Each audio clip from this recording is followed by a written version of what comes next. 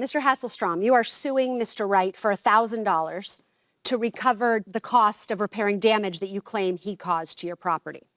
You claim that in 2024, a construction crew owned by Mr. Wright, or of whom Mr. Wright was a part, was working on a house slightly adjacent to your backyard, that they created a lot of debris, left it near your yard, and that for some time, the debris continued to flow onto your yard, causing significant damage. He promised to clean it up, ultimately didn't do it to your satisfaction, and your property continued to be damaged.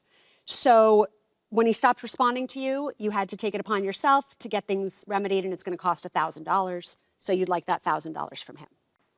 Mr. Wright, you acknowledge that there was construction crew working on this property that you own, and that there was some debris, but you say that it was put on a city lot that actually abuts Mr. Hasselstrom's property, and that you were instructed to put the debris there, that you cleaned up your debris, and that any continuing damage or runoff is a product of what the city is doing on that lot or what someone else is doing on that lot, not you.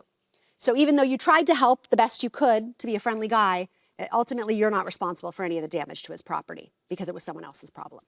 So, Mr. Hasselstrom, tell us when you first noticed trash near your property. Sure. It was May 3rd, 2024. I observed a construction crew working on a dilapidated house directly behind mine, excavating a lot of trash, dirt, and debris. I observed them actually. All right, before you do that, let's go ahead, because you brought us a great photo where we can see it. Yes. Let's go ahead and pull up Exhibit A. Do you think you could approach the monitor, sir? Thank you. So this was actually from a video that I had taken of this. Right. Why don't you explain to us whose property is whose here? So my property is right here. This is the city lot that the defendant described.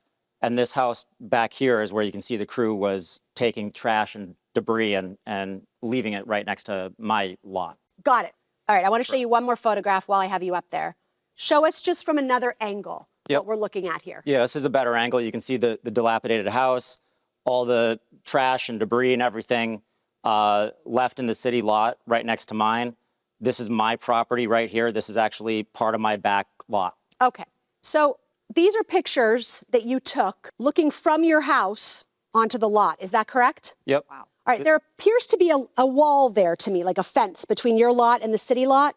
Is that correct? That's right. All right, so how was your property being damaged by the runoff? So all this trash and everything was actually, you can see it stuck up against my fence right here. And also directly behind my house, there was trash and dirt and debris in like the back alley area where you can walk through. Okay. All right, you can go ahead and return to your seat. Thank you. Okay, Mr. Wright, what do you do for a living? I own a construction company. So tell us what happened with this debris. You're working on the property. What was the deal? So in the beginning, it was a two-story house. We're making it a three-story, and there's a lot of debris, a lot of demo. So we was blocking the street off by pulling a truck and trailer there, and the neighbors were calling, complaining to the city, L&I. So they came out, inspect, and they told us to put the debris in that lot where we put it. It's the city's lot, not his lot. And I put it there, and then when it was full, we got a truck and trailer came and got it loaded up in 20 minutes, and it was going. All right. So who instructed you to put your debris on the city's lot? During the inspection. The city inspector? Yeah. Okay.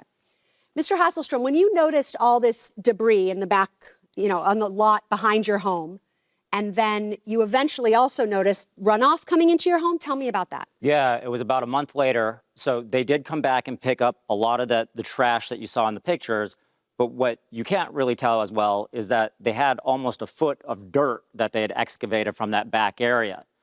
And so within a month, anytime it would rain, all of the rain water would run off into my back area, created essentially a mud pit in my backyard. Mr. Wright, were you in fact excavating dirt and putting that on the city lot as well? We never excavated any dirt. If you can see, it's old plywood and 2x4s and beams and joists, little cut-off piece of wood in bags. There's no dirt.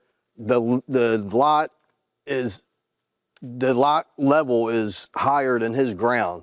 So he had to be getting mud before we even came there because it's higher than his yard.